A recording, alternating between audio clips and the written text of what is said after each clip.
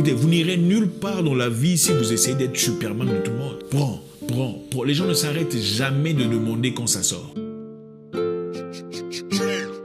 Alors, encore une fois, les amis, toujours un réel plaisir. Ça fait du bien de savoir qu'on m'attend tard le soir pour une discussion, l'intimité, c'est merveilleux. On reçoit beaucoup de messages, je lis personnellement tous les commentaires depuis un temps. Donc, si vous avez un message à me passer directement et vous avez du mal à le faire, pourquoi ne pas le faire à travers les commentaires? Je peux vous rassurer que je lirai votre message. Donc, balancez un commentaire si vous désirez à propos de la vidéo ou un commentaire personnel ou particulier. Je tâcherai d'y répondre. Si pas par vidéo, on trouvera un moyen. Sinon, si vous n'êtes pas toujours abonné, assurez-vous de vous abonner encore une fois parce que YouTube, depuis un temps, désabonne les gens sans qu'ils ne le sachent. Donc, jetez un coup d'œil pendant que vous y êtes pour vous assurer que vous êtes toujours abonné chez vous.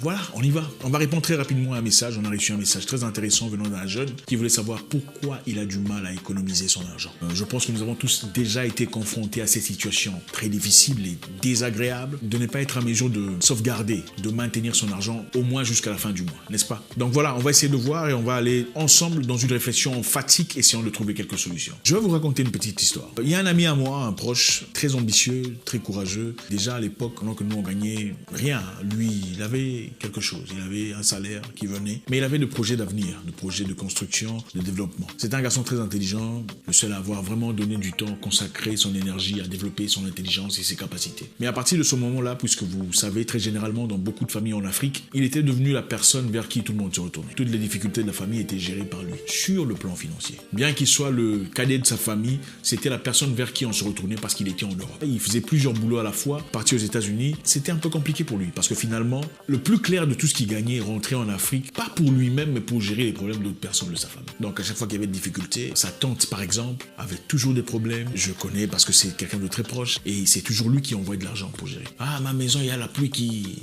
C'est lui qui envoie l'argent pour. Il y a la petite nièce qui est malade, qui a besoin de traitement. C'est lui qui envoie de l'argent. Donc, il gérait les problèmes de tout le monde. Et aussi, par-dessus le marché, c'était quelqu'un de bien. Il était vraiment quelqu'un d'agréable, de bonne foi, de bon fond. Mais la finalité était quoi? 17 ans passés à l'étranger, il rentrera finalement, après avoir envoyé de l'argent pour une construction de sa maison, la construction qui n'avait jamais été faite, parce qu'on avait toujours des excuses pour utiliser cet argent pour autre chose. Aujourd'hui, il n'est pas dans de très bonnes conditions. C'est pour simplement vous dire, autant vous gagnez de l'argent, autant vous pouvez être quelqu'un de bien. Il arrive un moment où il faut savoir freiner. Parce que la plupart des gens, dès qu'ils gagnent leur salaire, ils ont ce syndrome de Superman. Ils veulent résoudre les problèmes de tout le monde. Ce n'est pas votre responsabilité, pas nécessairement. C'est vrai que vous ne pouvez pas tourner face à un problème auquel est confronté votre papa ou votre maman ou votre frère direct. Mais ce n'est pas à vous de résoudre les problèmes de tout le monde dans votre famille. Écoutez, vous n'irez nulle part dans la vie si vous essayez d'être Superman de tout le monde. Prends.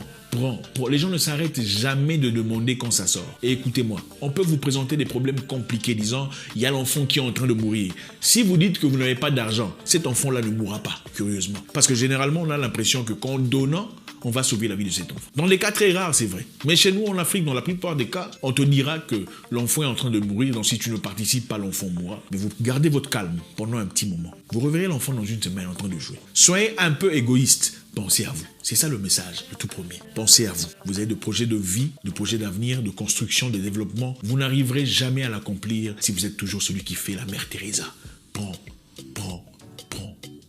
La deuxième raison pour laquelle je pense que vous avez du mal à sauvegarder votre argent ou à épargner, c'est ce que j'appelle le syndrome de Jay-Z. Ouais, c'est drôle, Jay-Z le musicien. C'est-à-dire, quand on gagne son salaire, qu'est-ce qui se passe? Généralement, on a l'impression de devenir Jay-Z. Vous savez ce que c'est pour ceux qui sont salariés. Quand vous gagnez votre salaire à la fin du mois, il y a le paroxysme de la joie. Oh, il y a l'argent, vous allez à la machine et ça sort. Ça fait du bien. Qu'est-ce qui se passe ensuite? Vous allez vivre votre vie. Généralement, la première semaine, on achète des pizzas, on achète des hamburgers, on sort, on fait tout ce qu'on a envie de faire très facilement. N'est-ce pas? On est fatigué, on a faim, on ne cuisine pas. Si on avait l'habitude de faire un petit truc à la traditionnelle, on ne le fait pas. On va rapidement prendre les emportés, n'est-ce pas? Le syndrome des Jay-Z. C'est-à-dire, vous vous sentez riche, oubliant que c'est simplement un salaire de 1200 €, ou peut-être moins, pour beaucoup de personnes d'ailleurs. Troisièmement, qu'est-ce que vous faites? Vous allez au restaurant, vous mangez, on vous dit que ça coûte 85 € par exemple, vous donnez 100 € ou 100 $, vous ne demandez pas l'échange, n'est-ce pas? Ça se passe pendant au moins 10 jours pour ceux qui sont forts. En tout cas, beaucoup moins pour ceux qui sont faibles. On vous dit un truc coûte 50 $,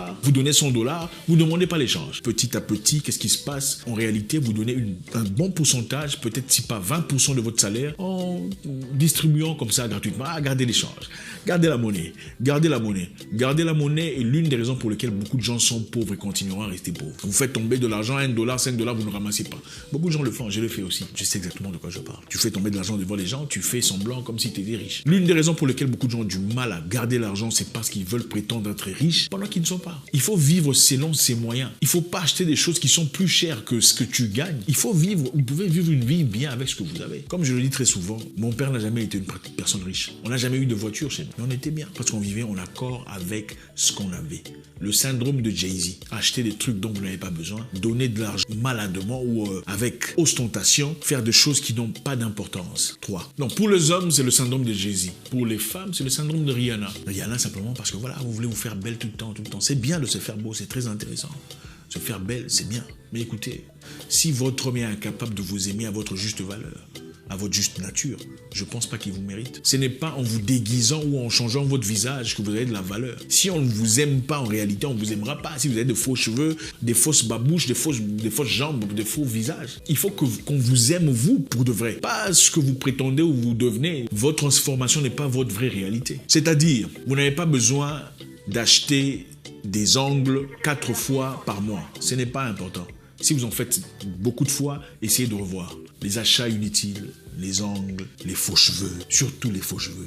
Les femmes noires, camerounaises, ivoiriennes, congolaises qui deviennent chinoises.